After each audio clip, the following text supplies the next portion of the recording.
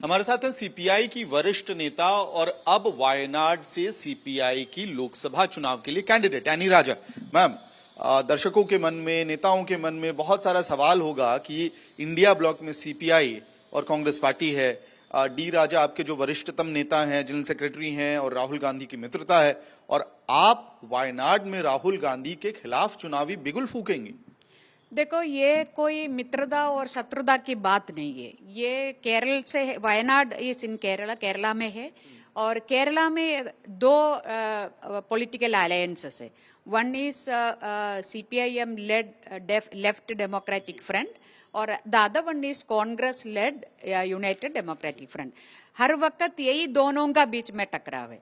तो weather assembly election हो या पार्लियामेंट लोकसभा इलेक्शन हो, तो इस वक्त भी उसी प्रकार का टकराव है।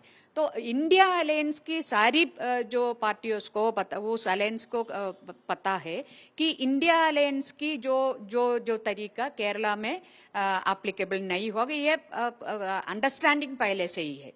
और रही बात कैंडिडेचर का, केरला की पार्टी, माई पार्टी सीपीआई ने इसका निर्णय लिया है और वामपंथी दलों ने इसका निर्णय लिया है, और मेरी पार्टी जो सेंट्रल सीपीआई की सेंट्रल लीडरशिप ने इसका अनुमति भी दिया है। लेकिन मैम, जब आप चुनाव में जाएंगी तो राहुल गांधी एक पार्लियामेंटेरियन के तौर पे, एक सांसद के तौर पर विफल रहे, यही तो अटैक करना पड़ेगा आपको चुनाव में।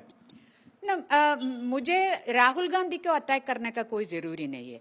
मुझे जनता के बीच में जाके हमारी वामपंथी पार्टियों की, वामपंथी दलों की और फ्रंट की जो पॉलिटिकल पोजीशंस बोलना, और हम जनता के लिए क्या करना चाहती है, और इस चुनाव देश के लिए, जनता के लिए कितना महत्वपूर्ण चुनाव है।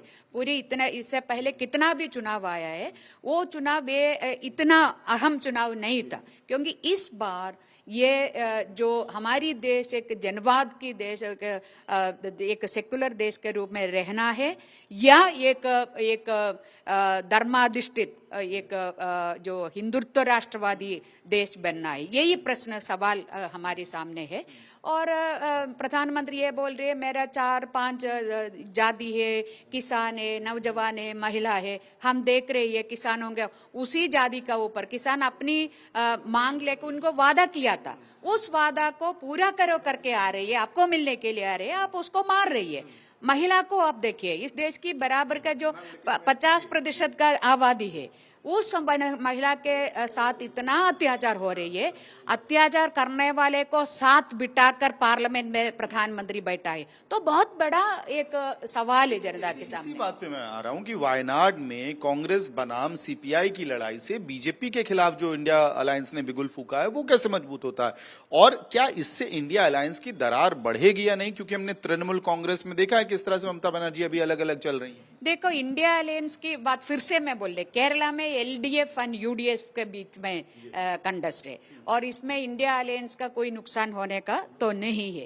तो ये हमारी तरफ से, एलडीएफ की तरफ से हमने कैंडिडेट का घोषणा सभी पहले किया है।